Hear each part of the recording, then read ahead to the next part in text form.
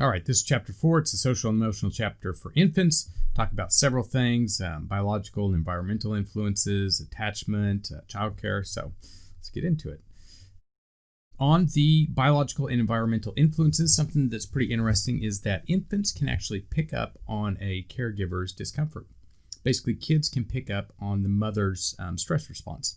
For example, what they did is they had moms and their kids come to the lab, and then they measured their heart rates, and then they had the moms give a presentation, a speech to some other people, and which is a stressful situation for just about everybody.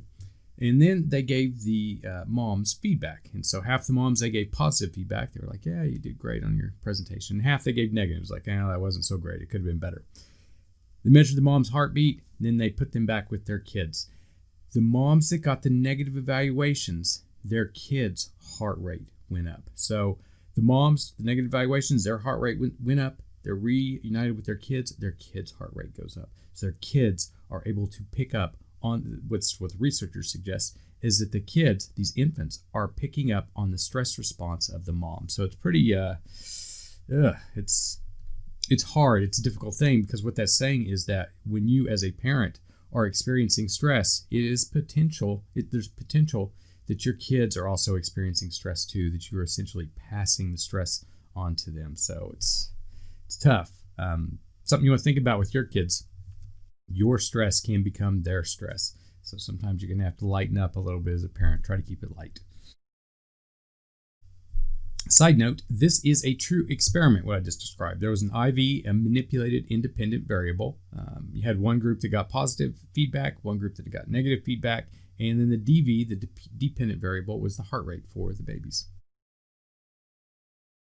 Next part is on facial expressiveness. So facial expressions are the basic emotions, and they reflect the basic emotions, and they are the same across cultures, even for blind people. So you don't have to actually see the facial expressions for an emotion to know what they are.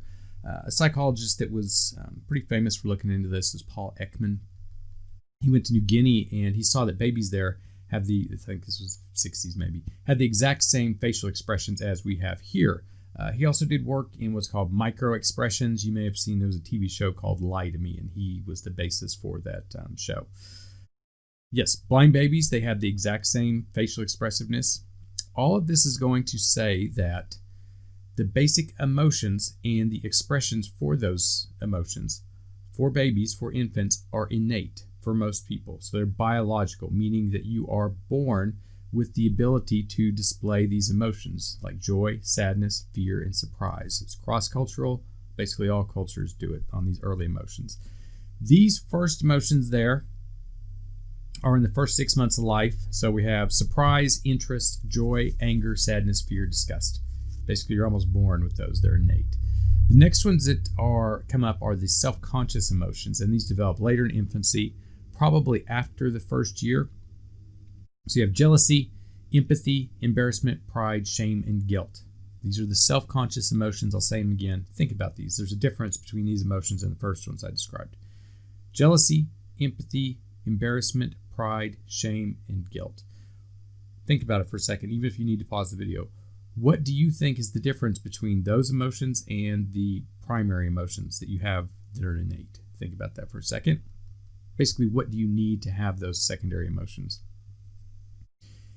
You have to have other people. You have to have the emotional reactions of others. So, for example, if you go to slip and you're going to fall on the ice and you just almost fall down, then you look around real quick to see if anybody saw you fall down. If people saw you, you feel embarrassment. If you look around and nobody's there, you don't feel embarrassment because there has to be other people for you to feel that emotion. And that's how it's for most of these other emotions too. Jealousy, empathy, there has to be other people. So in my opinion, what's going on here is that you're getting the beginnings of theory of mind, the understanding that other people exist and that they have other emotions. And so you have to start with that theory of mind to get these what I call secondary emotions like jealousy and empathy, embarrassment, to kind of kickstart those. So you are beginning at this point to understand that other people exist and they have their own perceptions.